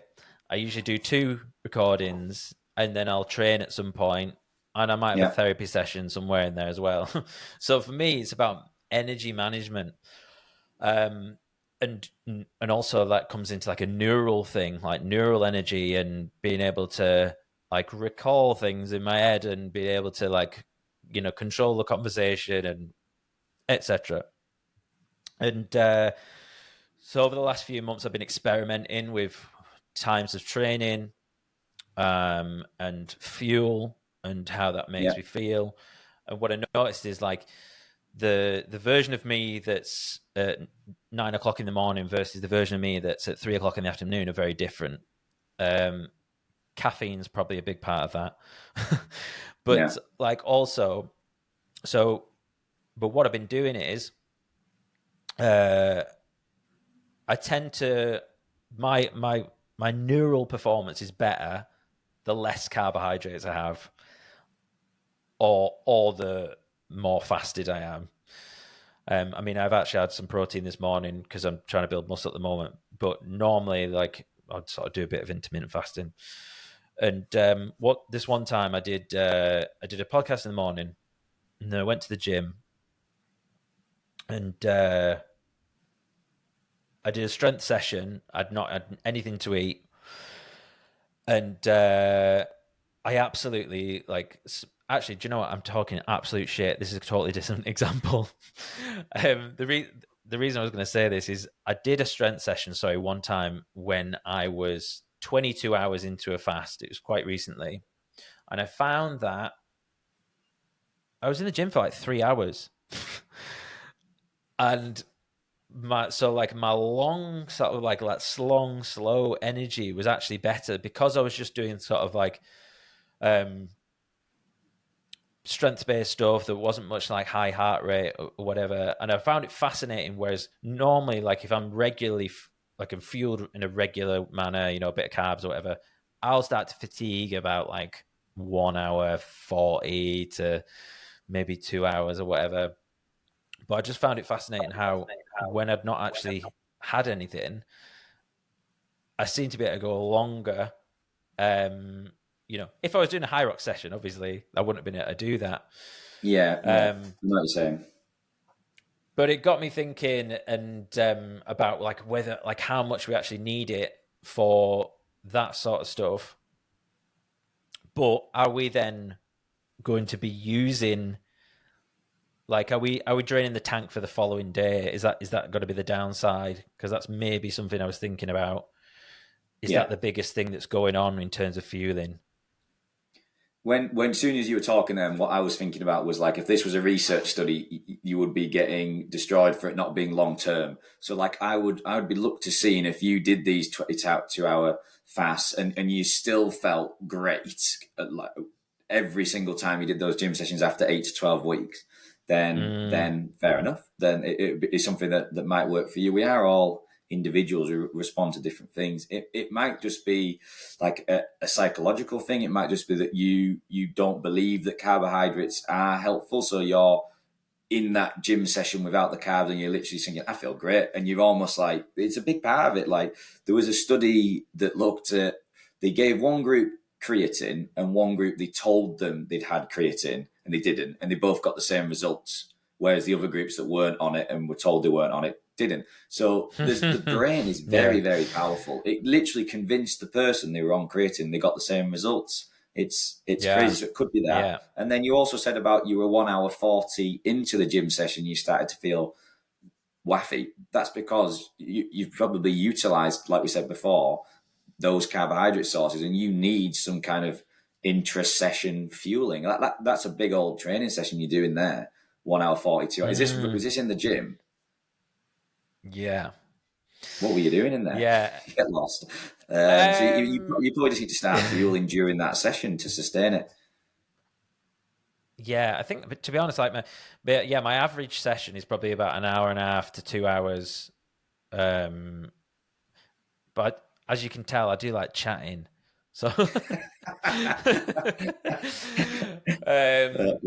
yeah, the gym ends up being my social life. But I like it. I don't know. But then, some of the stuff Matty has me doing or whatever, like he'll probably argue that it's me fucking about and taking my time with it or whatever. But I'm sure it's it's the volume.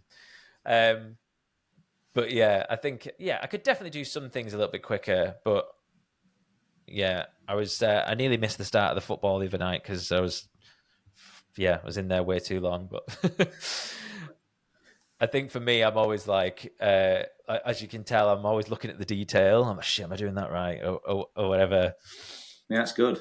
But anyways, sorry, I went on a bit of a fucking random thing about training fasted there. But yeah, it's something like, so today is a great example actually, where I'm going to go to the gym after this. And then I've got a podcast later on. And it's like, managing that fuel is there's a real sort of challenge, but equally, I think there's a type of carbohydrate as well, though. It's making sure you're getting the right type in. Because remember, if you take something like quick release, you get that spike in glucose and then it drops after 45 minutes. It ends up being like your energy levels lower than where you were 45 minutes prior.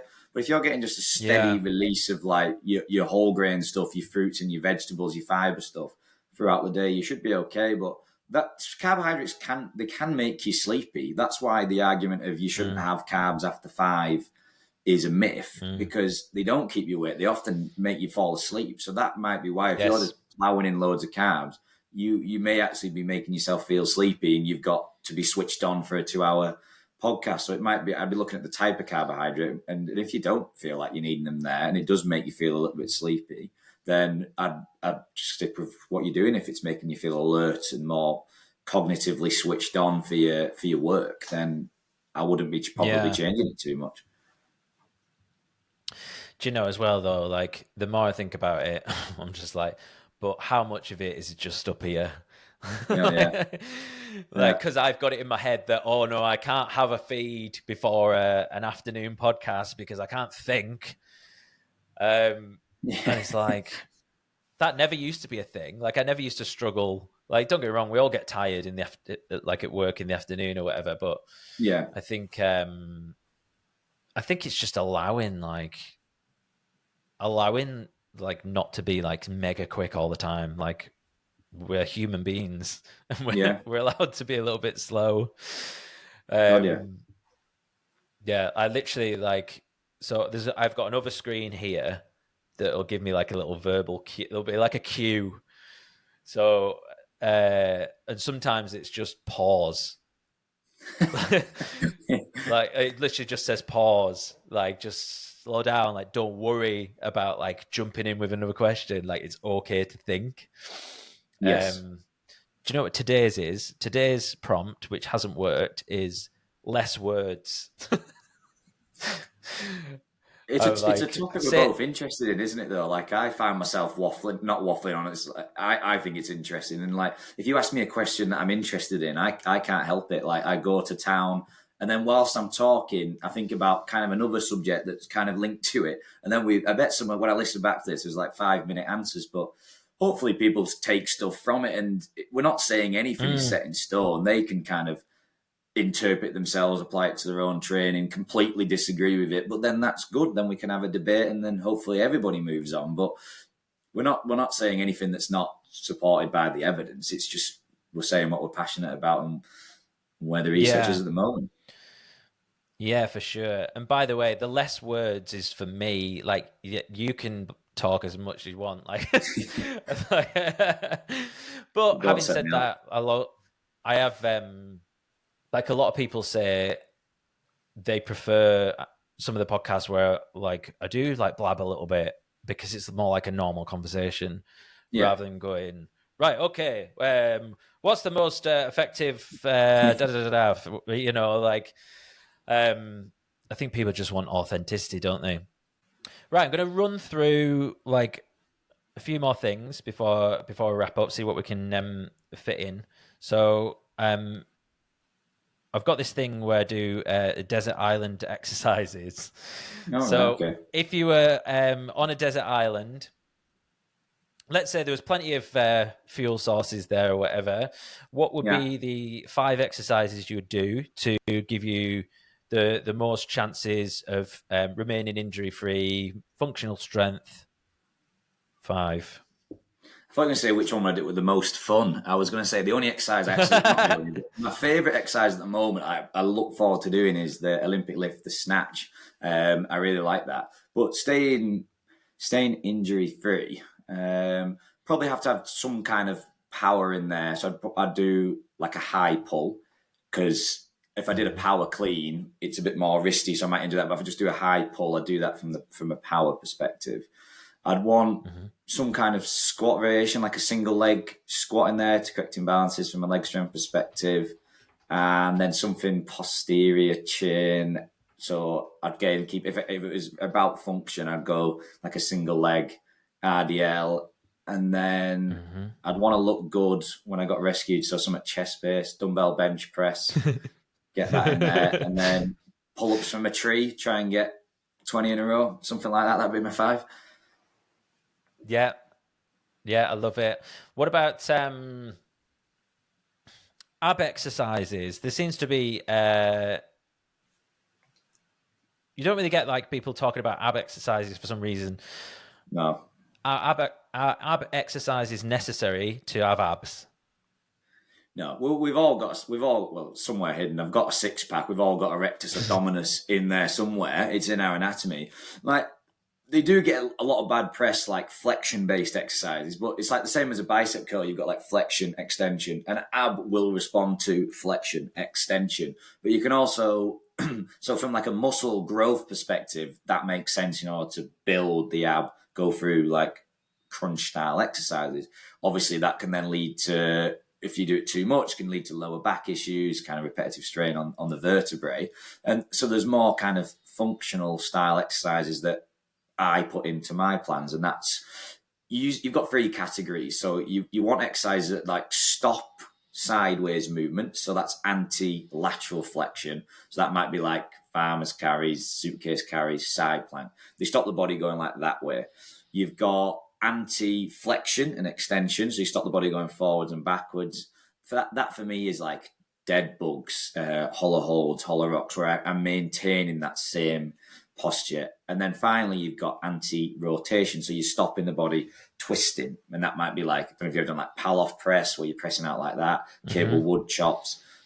That's what a sports person should have in their plan, because if I'm trying to score a try and someone smashes into me sideways, I don't want to go that way. I want to be able to stay stiff and then knock them that way. Same in a rugby scrum. If I'm pushing against them, I don't want to collapse. It's about usually resisting movement. That's what the core's for. But then some sports do need rotation, like a golf swing. So you would add rotational base, like that cable wood chop where you're twisting. So from a bodybuilding perspective, I think it does make sense to add in still some flexion extension based exercises. But from a sports perspective, usually it's about resisting movement with those 3 categories. What about CrossFit. Is CrossFit functional, and does it matter? Functional is a funny old word because I guess functional means does it cross over to like acts of daily living, and I think a lot of the stuff you do in CrossFit does help with daily living, like just by being stronger, more powerful, by being fitter. That helps with daily life, helps reduce injuries, helps you just to do day-to-day tasks. I was shoveling stones into a bag last night, 2 hours non-stop. Like the CrossFit strength style stuff allows you to do that, but that's just same as any strength training. Like it's hard to say, for example, if I wanted to be a quicker sprinter, sprinters run at like 9-10 meters per second. Nothing you can do in the gym crosses over to that. So you could almost argue that there's like, is anything in the gym functional to like sprinting, which is one of our like primal things, like plyometrics, and they get nowhere near that. So it's a funny old world. I think like indirectly it's functional because it keeps you strong, keeps me fit, keeps me healthy, and then I can do things in the real world. But I can't see how like a butterfly pull up is functional really. So like swinging around the bar like that, but you never know. Like a rope climb, it's functional if I'm joining the Marines and I've got to climb the rope, isn't it? It's functional if I'm hanging off the edge of a cliff one day. I need to climb out of it, but yeah, I think it's a hard answer to say. I say it's like it's a combination of everything's functional and then none of it's functional. So that splinters up my ass now. I was on the fence there. I've not heard that one before. That's good. What do you think though? Like, do you think it's functional, the stuff we do? Because Hyrox is similar to CrossFit. It's still like strength and metcons. It's just we've got more exercises. Yeah, it's something I was like, because I kind of got into like training at Cumbria Strength and doing Hyrox kind of with like a functional kind of goal, like this longevity thing. But then as you like you look to try and get better at the sport, then you start to go more specific, and then you're like, yeah, how functional is it? Like, is a burpee broad jump functional? I suppose like the broad jump is kind of good to have that, I suppose. But yeah, like probably quite dangerous, I guess. But is it dangerous? It is dangerous. But then as you get more experience and you realize, oh no, I've just got to keep my core switched on.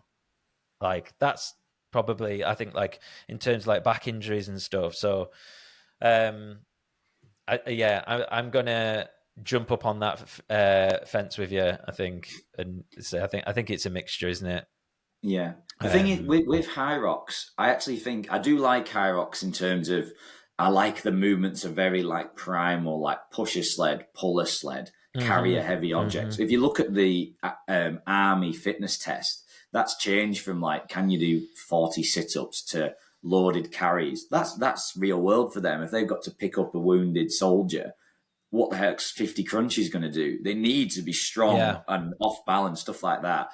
That makes sense to me. Like, but the burpee broad jump, I just think shouldn't be in there. I think a broad jump is a power exercise, but you're doing 80 reps of it or whatever it is, and it just becomes really sloppy landing technique. Now, if you land badly over time, knees caving in, you open yourself up to injury. And I thought Hyrox is ticking that primal functional box, but I just think that I think I would switch. I don't know what I'd switch it out to, but something else that feels very caveman-esque. I quite like about it, just like pushing, pulling, lifting, rotating. I don't know what it could be, but I like that side of things.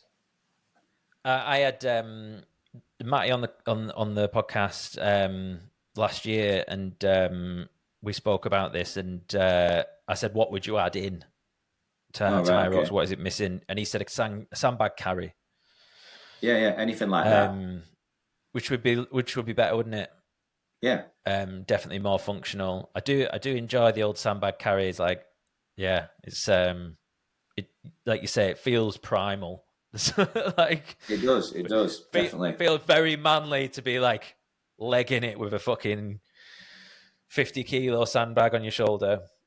Yeah, I think that one there just doesn't work. Other stuff like that, it'd be quite cool to just because like a walking lunge with a bag again, that like you're taking a good exercise and like your form goes to absolute pants on that. You overstride, you snap your groin off, you twist around everywhere, your knee caves in.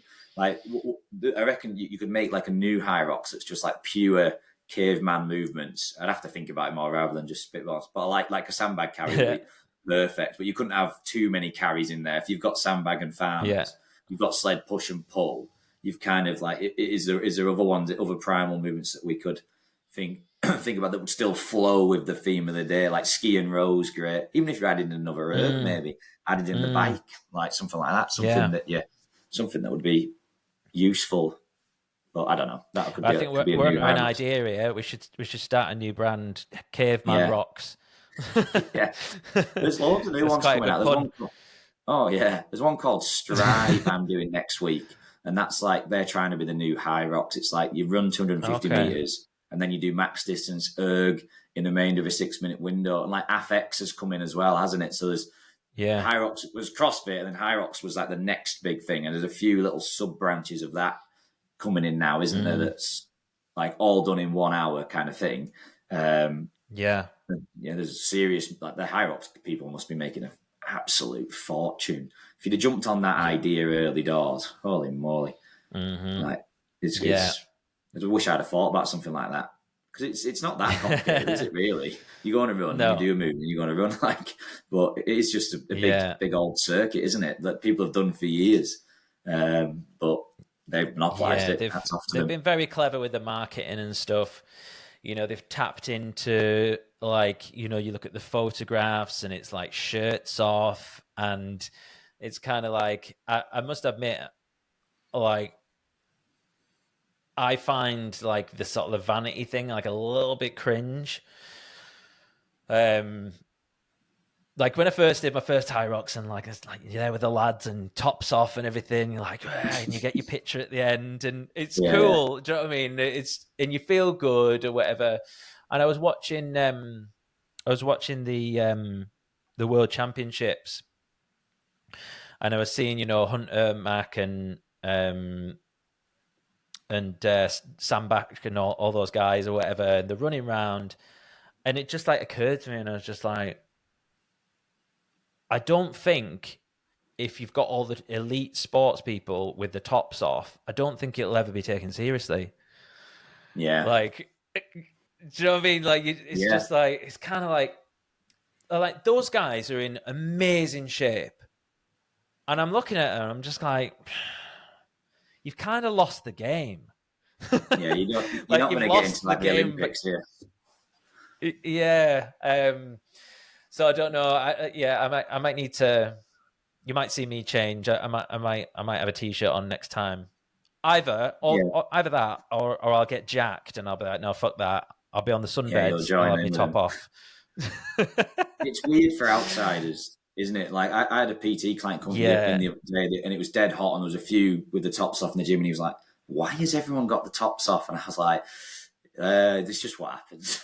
it's just a thing. It's just like I've taken my top off before, and it not for vanity, just because I'm sweating my pan off, and the gym has got zero air conditioning. But I definitely do just think like as soon as someone comes into the gym, I'm like, right, top back on. I feel body dysmorphic. So it's a funny one. You couldn't imagine like Usain Bolt and then doing 100 meters topless and stuff like that. It just doesn't make sense, does it? For the elite athletes. I mean, in some ways, it is kind of like this. It's like primal thing, and there's obviously it's natural. It's natural to like, you know, wandering around with no clothes or what. That is natural.